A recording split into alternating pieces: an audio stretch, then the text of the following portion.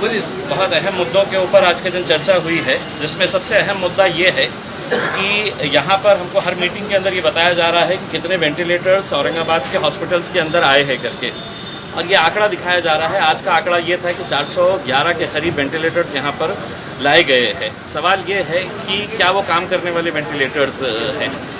150 ventilators जो है वो केंद्र सरकार की तरफ से आए हैं, जिसे पीएम केयर्स के नाम से है तो भेजा गया है, और वो 150 वेंटिलेटर्स यहाँ पर घाटी हॉस्पिटल के अंदर आए हैं। वो किसी काम के नहीं है, वो फेंकने के लायक के काम के है। 150 के 150 वेंटिलेटर्स जो है वो हम यूज़ नहीं कर सकते हैं। इस वजह से वो वेंटिलेटर्स प्राइवेट हॉस्पिटल के अंदर देना पड़ा है, और वो वेंटिलेटर्स प्राइवेट हॉस्पिटल वाले भी यूज़ नहीं कर रहे हैं। यानी कि ये वेंटिलेटर्स जो प्राइम मिनिस्टर फंड के पास से आए हैं, पीएम केयर्स के ज़रिए आए हुए हैं, वो सिर्फ है तो नकली किस्म के हैं, उसका कोई उपयोग नहीं हो रहा है। इसकी उच्च स्तरीय इंक्वायरी होनी चाहिए, और यहाँ पर जितने अधिकारी थे उन्होंने ऑन रिकॉर्ड ये कहा है कि वो वेंटिलेटर्स किसी भी काम के नहीं हैं। तो ये 150 वेंटिलेटर्स आए क्यों, किसने भेजा है, कहाँ से आए हैं, इसकी पूरी जानकारी होना बहुत ज़रूरी है।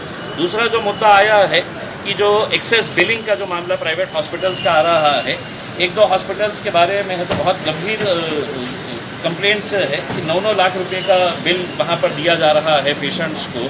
हमारे पास भी कुछ ऐसे आंकड़े आए हैं, हमने उनको दिया है कि डिटेल के अंदर इसकी इंक्वायरी करके वो हॉस्पिटल के ऊपर जो भी कार्रवाई होनी चाहिए वो सख्त से सख्त कार्रवाई। एक तो जो अंबादास दांगे साहब ने जो किया है, और मेरे पास भी जो आया है गजानन हॉस्पिटल के बारे में है कि कई लाख रुपये के वो बिल्स बना रहे हैं करके।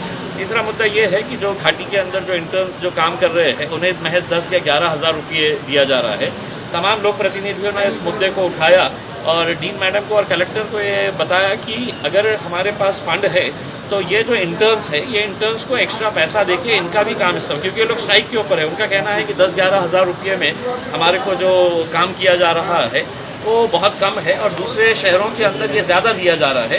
तो ये फैसला लिया गया है कि ये इंटर्न्स को भी ज़्यादा पैसा देकर है तो यहाँ पर उनको काम पर लगाया जाएगा। सर, नमाज के बारे में कुछ ये सरकार नहीं, जो उलमाए किराम है उन्होंने फैसला करना है कि वो क्या करना चाह रहे हैं, कि वो कहाँ पढ़ना चाह रहे हैं और कैसे पढ़ना चाह रहे हैं, क्योंकि ये सबकी जिम्मेदारी है, और उलमाए किराम जो भी फैसला लेंगे मेरे हिसाब से एक अच्छी बात रहेगी। दूसरा, हमने सरकार से ये सवाल किया है कि 1 महीना हो गया है कि मुख्यमंत्री साहब ने कहा था कि हम रोज़ी चली गई तो चलेगा लेकिन रोटी नहीं जाने देंगे। तो कितने लोगों को रोटी दिए है करके ये आंकड़ा हमने पूछा है कि कितने रिक्शे वालों को 1500 रुपये मिले हैं, कितने मजदूरों को 1500 रुपये मिले हैं।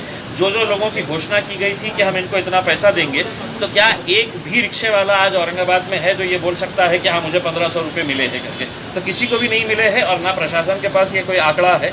उन्होंने कहा है कि हम अगले मीटिंग तक है तो इसका आंकड़ा लेकर हम बताएंगे। तो सवाल ये है, एक तरफ आप रोटी दे नहीं रहे हैं और जो रोटी कमा रहे हैं रोड के ऊपर तो उनको सील कर रहे हैं। तो ये जो गलत तरीके का जो काम चल रहा है, मैं लोगों से ये अपील करूंगा कि अब महज 3-4 दिन बचे हुए हैं, अपने तौर के ऊपर आप पूरी एहतियात बरतते हुए आप अपना काम जारी रखिएगा इसमें। लेकिन ऐसा नहीं होना चाहिए एक दुकान के अंदर है तो आप 50-50 लोगों को अंदर ले रहे हैं करके।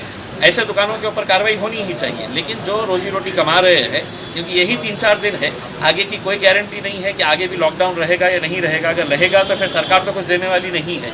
यही पीरियड के अंदर जो दुकानदार छोटा मोटा कुछ कमा रहे हैं उनको कमाने का मौका दिया जाए। हम इस तरह से प्रशासन को और पुलिस को दोनों को भी ये विनती करते हैं, और दुकानदारों से अपील करते हैं कि सारी एहतियात बरतिए। लोगों से ये अपील करते हैं सारी एहतियात बरतते हुए इतने अच्छे तरीके से पूरा रमज़ान का महीना निकाले हैं, 3-4 दिन भी वैसे ही निकाल लीजिएगा। ईद मुबारक।